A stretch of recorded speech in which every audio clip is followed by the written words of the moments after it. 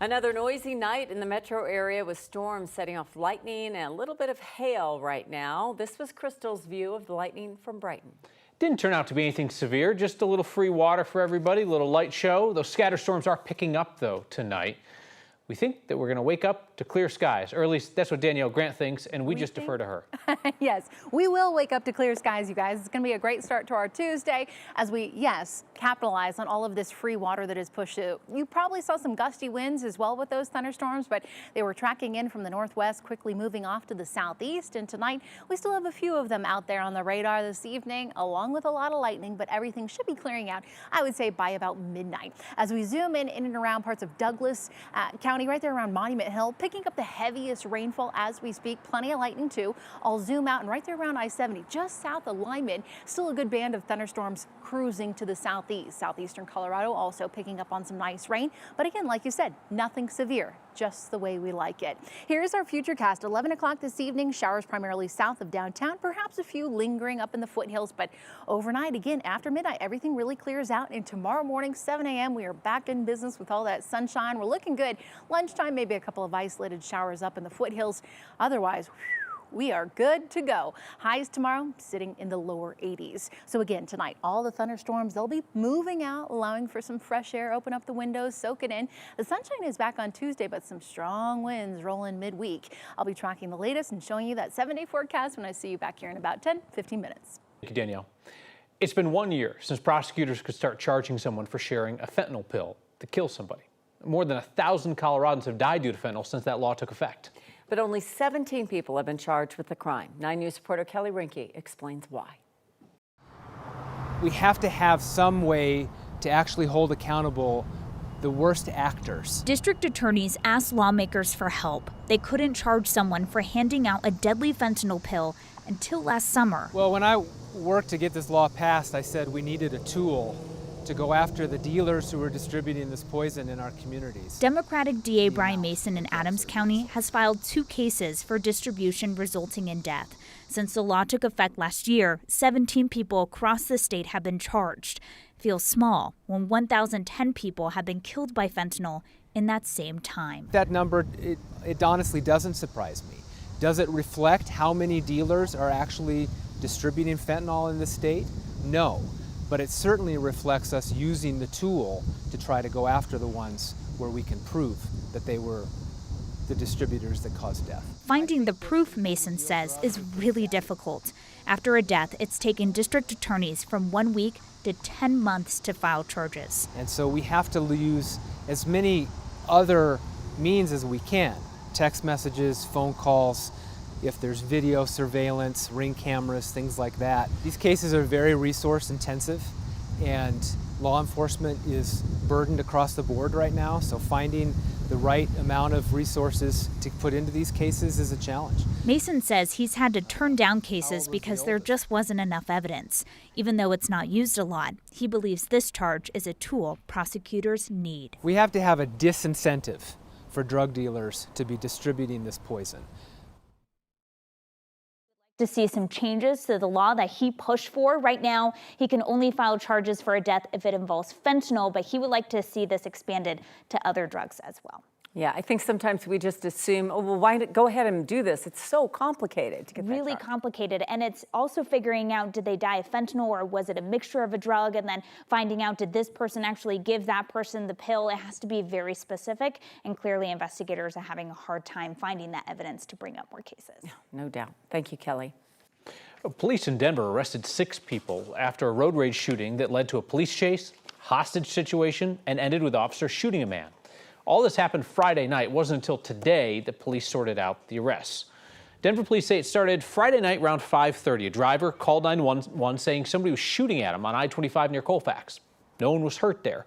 Officers say they found the shooter's truck, saw a bunch of people run into it. Police say they started chasing the truck, and that's when Keith Mosley started shooting back at them. Truck crashed. Police say Mosley got out of the car holding a woman, threatening to kill her. An officer shot him. Mosley's in the hospital and could face charges for attempted murder, assault, and kidnapping. A man named Julio Cesar Salomon Madera is in jail accused of attempted murder for that shooting on the highway. 4 others were arrested on warrants and a parole violation. A service member from Colorado is one of 3 people killed when their aircraft crashed during a training exercise this weekend. Today, the Marine Corps identified Major Tobin Lewis from Jefferson County as one of the victims. The crash happened yesterday morning on an island off the coast of Australia. Nearly 24 Marines were on board when their Osprey crashed into the forest and caught fire. 3 Marines are still in the hospital tonight. First responders in Australia say it's incredible so many people made it out. The Marine Corps says Major Lewis grew up in Conifer, joined the Marines in 2008, and was promoted to Major 5 years later. He trained pilots and in the last year took over the Marine Force training with the Australian military. Investigators are still trying to figure out what caused that crash. This kind of aircraft has a long history of deadly problems. Last year alone, 9 service members died in 2 separate crashes during training missions. Defense attorneys have until Wednesday to convince a judge that the King Super shooting suspect is not in the right mind to stand trial for killing 10 people. Investigative reporter Kevin Vaughn walks us through the options the defense team has and the next possible steps in this long-running case. When doctors concluded the suspect in the March 2021 King Super shooting is competent to stand trial, they were zeroing in on a very specific question. It is merely a question of, can you help your counsel in your defense? G. Matthews is a defense attorney and former prosecutor. A lot of effort goes into it. A lot of information is compiled, and careful decisions need to be made around the results of it. The decision for the defense now is whether to accept that finding or challenge it. Both have happened recently in Colorado. In late 2021 in Jefferson County, do you understand that competency has been raised? Yes. A mistrial after attorneys for a cold case murder suspect raised the competency issue. After being evaluated and cleared, he went on trial again the following spring. Guilty of murder in the first degree after deliberation. In El Paso County, the man accused of killing 3 people and wounding 9 others at a Colorado Springs Planned Parenthood in 2015 was found incompetent to stand trial, and he remains in limbo as treatments continue in an effort to restore him to competence, something that's upsetting for the victims and their families. Yeah, I understand why folks would be frustrated and upset, but those things can't trump defendants' rights. That's just the way our judicial system works. Prosecutors and defense attorneys are due in court tomorrow afternoon, and we may get a better idea then of whether the defense will challenge the competency finding. One thing that's important to note, just because the defendant is ruled competent, it doesn't mean that person is not experiencing any mental health issues. Important distinction there. Kevin Vaughn, thank you very much. Denver is writing another massive check over how police handled the 2020 protests following George Floyd's murder. Tonight, the city council agreed to pay nearly $5 million to protesters arrested for violating curfew rules. In late May or early June 2020, Denver police arrested more than 300 people for being out past the city's emergency curfew. Those protesters later had their charges dismissed. Tonight, the city agreed to pay $4.7 million in the settled class action. The settlement also says the city won't target emergency curfew arrests against protesters, though the city still denies that they did that in the first place. Tonight, Aurora City Council approved a plan to create a volunteer reserve police force. Aurora police are short on staff, so the reserve police force would bring on unpaid officers to fill the gaps. The reserve officers would be fully certified, and they would be armed, just like normal officers. In other communities that do this, the volunteers tend to have a background in the military or in law enforcement. They tend to work a different day job. The ordinance passed Aurora City Council tonight, 8-2. We've talked a lot this summer about Denver Mayor Mike Johnston's plan to get people off the streets. Tonight, leaders in Arvada say they're rooting for him because they think it will help with homelessness in their city as well. It came up tonight in the Arvada City Council meeting as leaders got an update on homelessness there. The city says in the first 7 months of the year, more than 550 people used services in Arvada. Arvada is trying to find spots that could serve as emergency shelters for people experiencing homelessness. They're also trying to move encampments out of Old Town. The City Council says tonight that they think some people experiencing homelessness in Arvada were forced out of Denver during the sweeps. So they're hoping getting people off the streets in Denver will simplify things for the burbs. Leaders in Denver are moving forward with a plan to buy 200 pallet shelters to house people experiencing homelessness. Plan would be to spend $7 million to buy those 200 shelters and furnish them and set them up in 3 different locations. Each shelter is 70 to 120 square feet, has a bed, air conditioning, electricity. The bathrooms would be set up separately. It's a sign of a storm on the way. Empty grocery store shelves. People in Florida are preparing as Hurricane Idalia gets closer.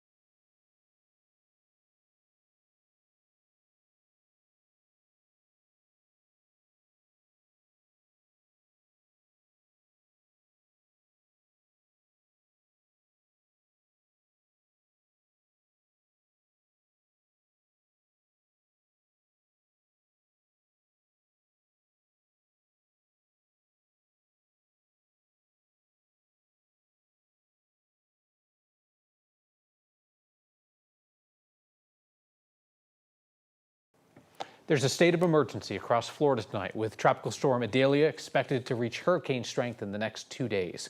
Forecasters expect that storm to be Category 3 by the time it makes landfall in Florida Wednesday. Schools are closing. They're distributing sandbags. First responders are asking people in the highest risk communities to voluntarily evacuate. Storm surge can be life-threatening at just 2 to 3 feet.